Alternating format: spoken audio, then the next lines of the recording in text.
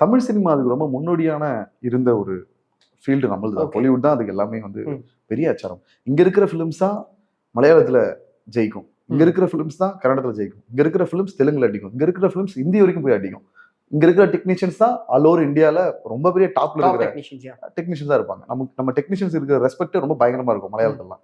இது வந்து ஒரு இப்ப நம்மளோட ஆடியன்ஸோட மனநிலை இருக்கு இல்லையா, திரையரங்க வந்து ஒரு கொண்டாட்ட மனநிலையா மட்டும்தான் பாக்கிறதுக்கு ரெடியா இருக்காங்க. இதுக்கு நடுவில் ஏதாவது கண்டென்ட்டாவோ சோசியலாவோ மற்ற விஷயமாவோ கொண்டு போனோம்னா அவங்க படம் நல்லா இருக்கு அப்படின்னா ஒரு கிளாப் பண்ணி ஓகே ஓடிட்டு வரட்டும் அப்படிங்கிற ஒரு முடிவு வந்துட்டாங்கன்னு தான் சொல்லும். அதை தாண்டி மஞ்சள் பாய்ஸ்க்கு வந்தாங்க, இப்போ கில்லி ரிலீஸ்லாம் வந்தாங்கன்னா இப்போ நீங்க கில்லி படத்தை பார்க்காதவங்களா போய் கில்லி படத்தை போய் உட்காந்து ரொம்ப இன்ட்ரெஸ்டா பார்க்க போறாங்க இல்ல, இன்னும் அது ஒரு கொண்டாட்ட மனநிலை. ஸோ இப்போ இதை நான் டவுன்னு சொல்ல மாட்டேன், தேட்டருக்கு வரதுக்கு ரெடியாகவும் இருக்காங்க. பட் நாம இன்னும் ப்ரிப்பேர்டா இன்னும் என்ன சிறப்பா பண்ணணும், இன்னும் மக்களை புரிஞ்சுக்கணும், இன்னும் அவங்களை உள்ள வர வைக்கிறதுக்கான ஸ்ட்ராட்டஜியை நம்ம எடுக்கணும்.